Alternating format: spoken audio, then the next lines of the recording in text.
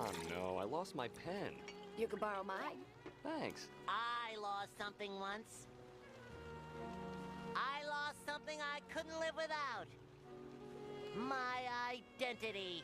Sonic the Hedgehog has had many different eras spanning over 30 years, with his 34th birthday coming up later this summer. In those eras though, we have seen some highs and some lows, and well, at one point it got pretty dark. And not like Shadow the Hedgehog shooting guns and being traumatized by his past dark, I mean dark like the franchise almost died from being terrible. But so far in the 2020s, the Sonic franchise has not only returned to form, but it has rediscovered its identity, and today I wanted to break down how exactly this happened. Before we dive in, let us first acknowledge what is Sonic's identity to begin with. Passion, pride, attitude. These are the key elements that make up the Sonic franchise's identity. It all starts with the legendary Sonic Adventure. This game is incredibly important as it was the first successful and modern 3D game for Sonic. It serves as an origin point for everything that makes Sonic games awesome. In this game, we see the debut of some really catchy, edgy rock music that has long been synonymous with the franchise. And you cannot overstate how important this is. Takashi Iizuka in an interview talked about how at one point Sonic was missing this element with his game, and the only reason he refrained from adding music like that is because Sega asked them not to. What a terrible idea. So when we get to the early 2010s part of this video and I start talking about why that era is so horrible, keep this in mind. But anyways, the music for Sonic the Hedgehog is really important. Theme songs like His World, Live and Learn, It Doesn't Matter, these help to establish the tone for the games,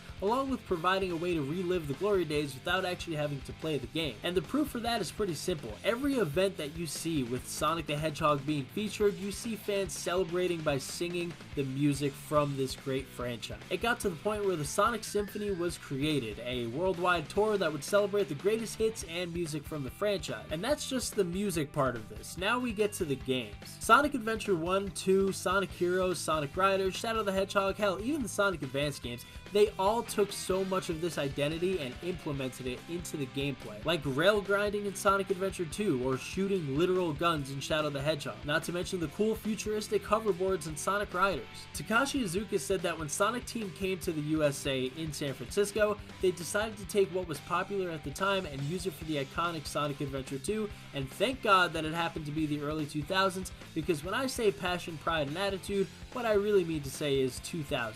In the 2000s, we saw pop culture shift quite a bit. Hip-hop was on the decline in favor of punk rock and some club music, being edgy was really cool, and having this type of rebellious attitude was the norm. Games like Tony Hawk Underground 2, Def Jam, GTA San Andreas, and more helped to push this edge and attitude that the 2000s had, and they were very unapologetically in your face, if that makes sense. So it was only natural for Sonic to do similar things. Sonic Adventure 2 saw Maria get shot and Shadow go through this insane trauma that would lead him to shoot guns and ride a kick-ass chopper himself. It really just took the edginess to the max in the Shadow the Hedgehog game. That game is just the epitome of 2000s emo style with guns, chopper bikes, and a ton of rock music. There's not a single thing held back. This is Sonic's identity. It's very much proven to be the case when Sonic Frontiers released. You see, because with Sonic Frontiers, we saw the return of this rock metal style music from bands like One OK Rock and guest vocals from Kellen Quinn, who is of course with Sleeping with Sirens. The gameplay was also very much like the 2000s games. It has a bit of a darker story,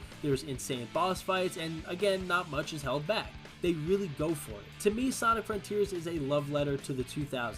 Passion, pride, and attitude. That is the version of Sonic that works. And hey, would you look at that? The game sold well. But if this is the case, and passion, pride, and attitude is the theme for Sonic and the identity, what happened? Why did we get away from 2008 happened? And when Sonic lost his identity, it would take literally 14 years to find it again. You see, after Sonic 06's failure, which I still think is wildly overblown, but I digress, Sonic Team needed to change.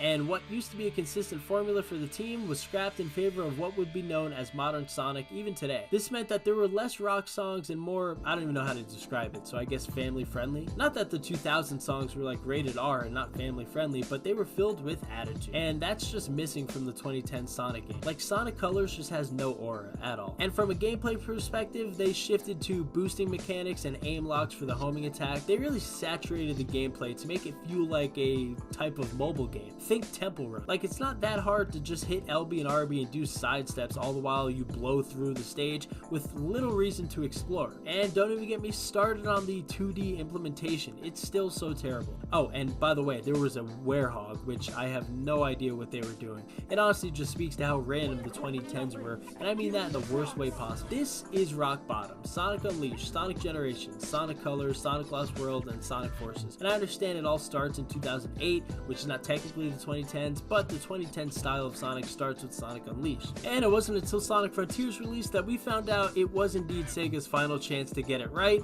as Sonic Frontiers was basically a do or die moment for them. Sonic just works better when it has that type of edgy teenage angst and dark tones that are implied or sometimes fully shown. Think Marvel and DC. Look, Marvel is very much lighthearted and makes jokes sometimes too often, while DC tends to be darker and downright unhinged sometimes. And it's not to say that DC can't be funny or light like Sonic can be funny or light, but it just doesn't work. Like, the bread is buttered when DC is darker and edgy. And I think we're going to see this 2000 style revisited in a modern way, and that could mean more remasters to the adventure titles, Sonic 06, Shadow the Hedgehog, but what I think this ultimately means is Sonic Team is done experimenting and going back to the identity that worked. Passion, pride, and attitude. And they're gonna build off this instead of just, forgetting it and trying new stuff. And if I were to make one request, it would be this. Please get rid of Roger Craig Smith. He has no charisma and really is not that good of a voice actor.